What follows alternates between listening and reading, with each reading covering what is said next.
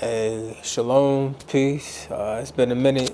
Today is February 18th. On March 3rd will be my 43rd month of recovering and healing from Benzo-induced neurological damage.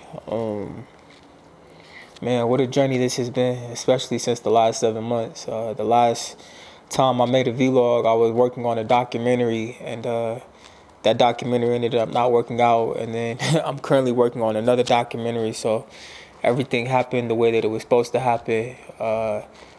With this current documentary, it's taking me to Machu Picchu. I used to live in Cusco 7 years ago, actually, and I went there for a study abroad scholarship. And I mainly went so I could do ayahuasca and so I could go see Machu Picchu.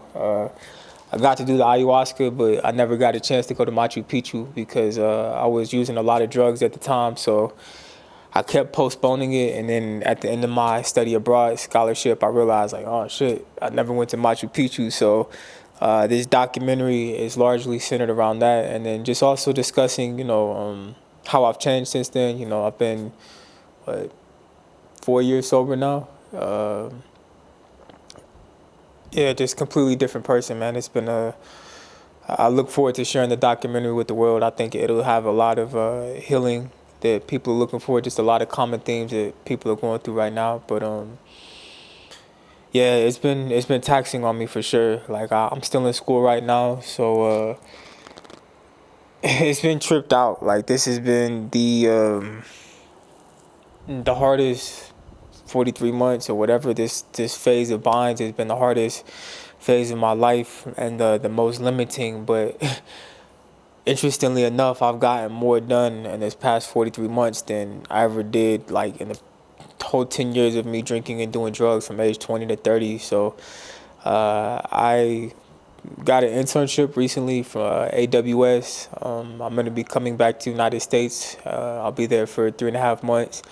And I got an internship for IT within cloud computing. So pretty happy about that, especially with the way the IT industry is going on right now. So I have that going on. And then, like I said, I'm working on this documentary. I have an album that's going on with it. And then I have another project that I'm releasing. I'm going to Brazil at the end of March and the first week of April. I'm excited about that. It'll be almost a year since I've been back to Brazil, since I've been there. Living in Brazil almost seems like a dream. I remember when I first got there to Brazil, I was on like maybe a year within bonds, and my brain was so damaged that I pretty much was just in survival mode. And I remember I would have moments walking around Brazil where like, not necessarily waves, but just like moments where my consciousness was able to process more than others. And hearing people speak Portuguese and like, man, I am literally in another country right now. And it was what I needed at the time. It was a slower pace of life. Everything was like very walkable. So just Brazil was what I needed at the time. But because my brain and my cognition was impaired, that while I was there, I didn't necessarily form memories in the way that a healthy, functioning mind would typically form memories. So when I think about Brazil, in a lot of ways, it seems like a dream to me. I don't know else how to say it. So I'm interested to go back. I've changed a lot since I've got there. Since I was there, I think I've matured a lot, evolved a lot.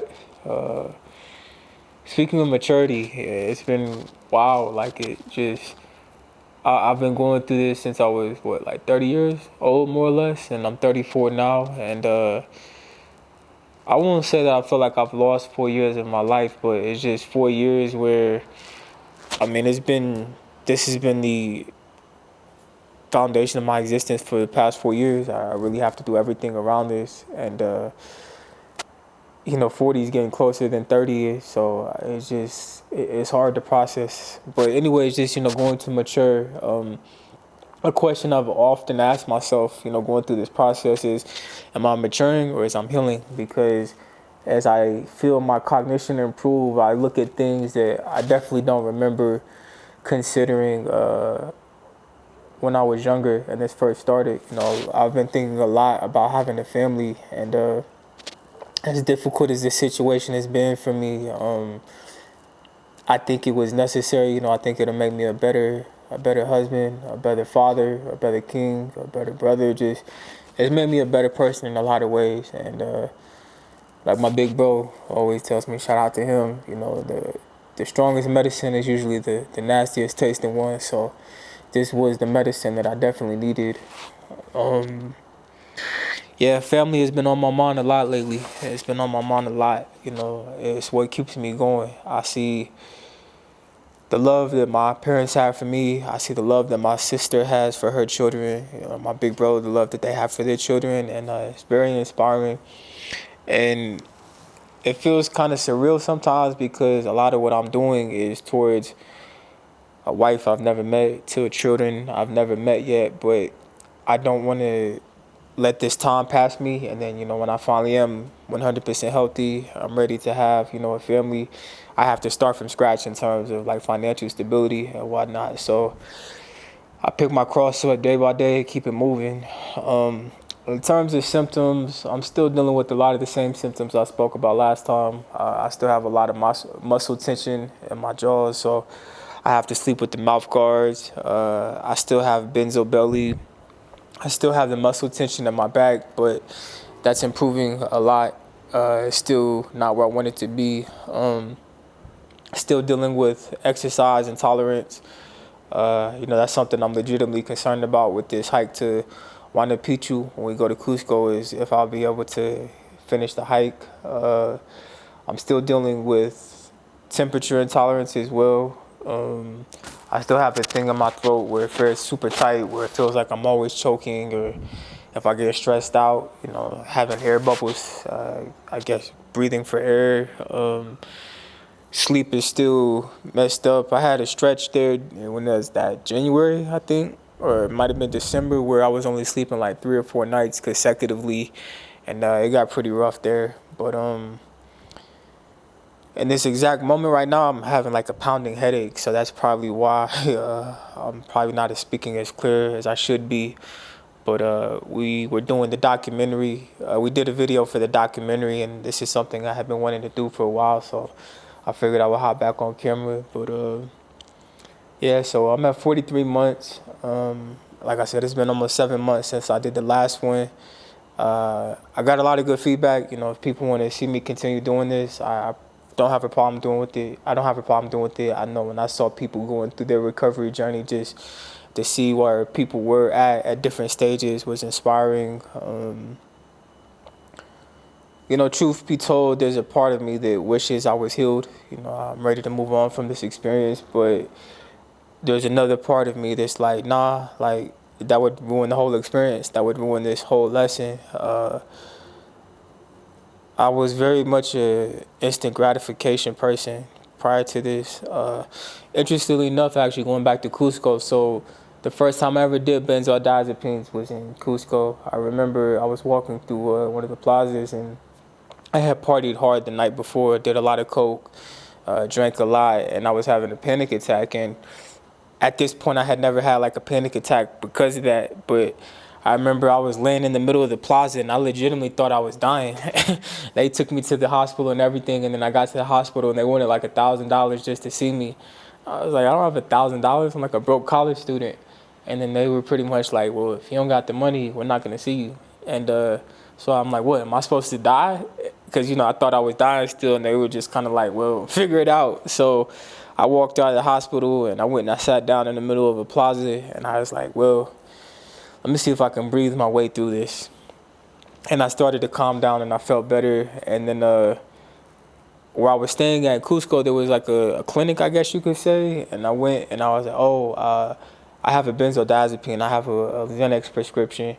Because I had heard people talk about it in the past, and that it helped them with their come downs or whatnot. And I didn't have a prescription. All I had to do was just pay like $20, and she gave me like a 10-day supply of a Valium.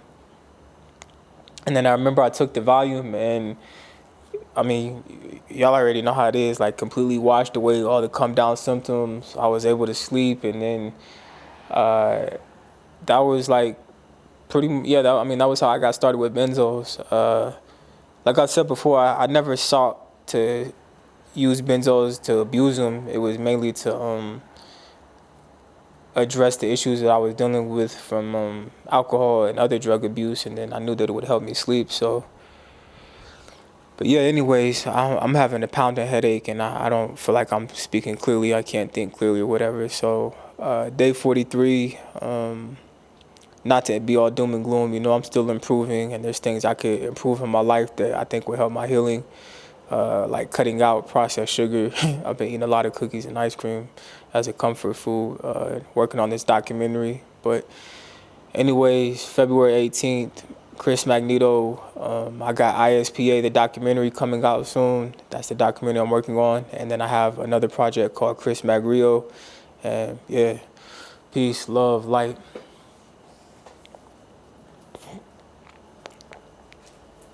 Where's this? New York City.